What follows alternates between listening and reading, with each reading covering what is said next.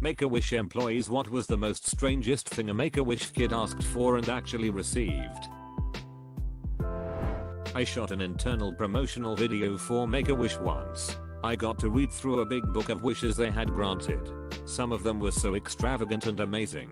Family vacations, celebrity meetings, and then I saw a 3-year-old who wished for a banana split for breakfast, and that's what they gave him. No one was like, "Ayo, wish higher." I helped host a visit to a planetarium by a kid whose wish was to go to the moon. The front office folks thought I could just give her a personal tour of the planetarium and show her some nice high-resolution visuals. But I thought she deserved better than that. I commissioned a Joel, a friend and meteorite enthusiast, to make a silver crescent moon necklace, which he graciously donated to the cause. And I donated a small lunar meteorite from my own collection. It was a gorgeous necklace, very much to the credit of my friend's artistry and generosity. We couldn't take her to the moon, so we gave it to her instead. She was thrilled, but later said her real highlight of the trip was the astronaut ice cream. Ah, kids. My daughter was a Make-A-Wish kid. She asked to go to Australia to meet the Wiggles. Unfortunately, she wasn't able to travel that far. We live in the US health-wise. She made a second wish, to meet Captain America. We never told Cap that he was a backup wish after the Wiggles were a no-go. LOL. When my sister was 5 and I was 8, she had cancer and had the opportunity to make a wish. When our mom and the Make-A-Wish person sat down with her, they told her she could wish for whatever she wanted. She just kept saying she wanted macaroni. They kept saying, "But it can be anything you want." Yet she simply wanted macaroni and cheese. After some strong encouragement to think bigger, and the Make-A-Wish person suggesting Disneyland, she chose to go to Disneyland. My friend. I'm 14 and my good buddy had all leukemia.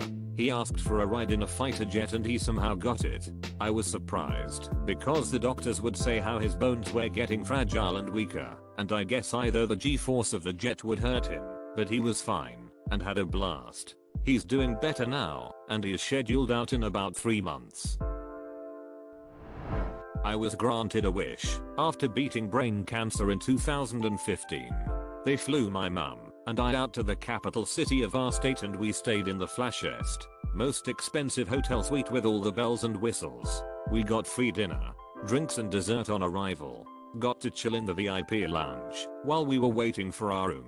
Our room was decorated with teddy bears and chocolates and more decorations. The next day we were chauffeured to the local mall in a limo, and I went on an 11-hour shopping spree with a preloaded Visa card and bought every solitary thing you would imagine a 16-year-old girl wanting.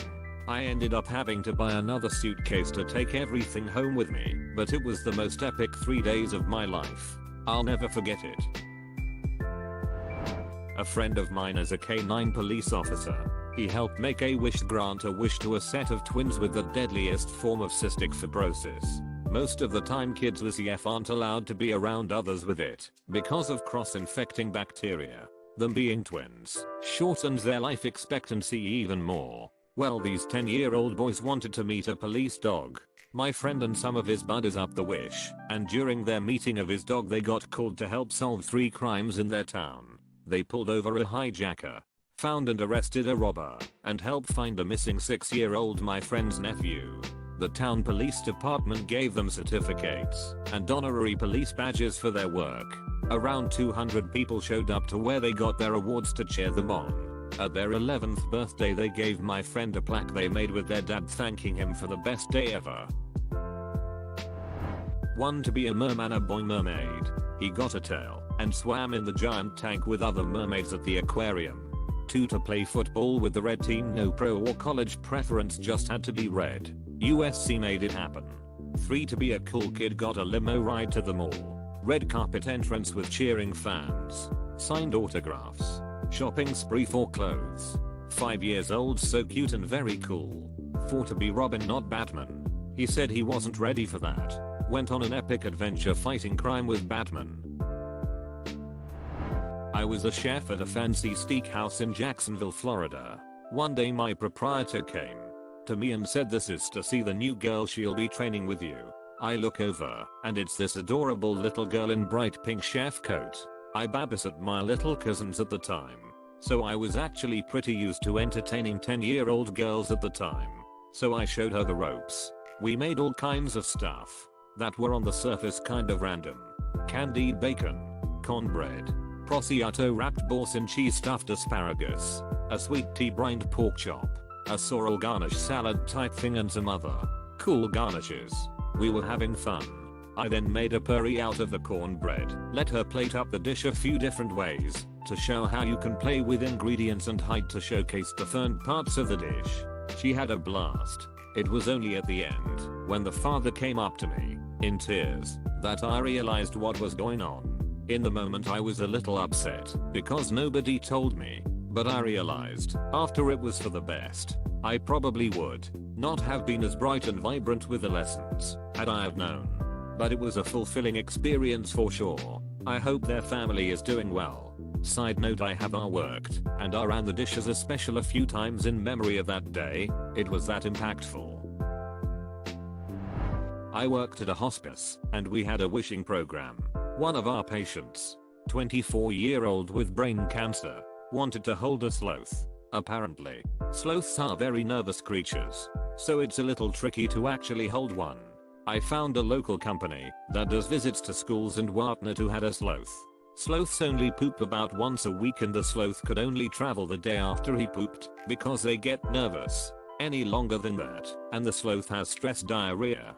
So basically, we had to wait until the sloth pooped and then set up the visit for the next day. The sloth pooped on Thanksgiving, so we set up the visit for the next morning. The patient was able to hold and pet a very sweet sloth. The patient died about 3 weeks later, and I'm very happy I was able to help give her some joy in her final weeks.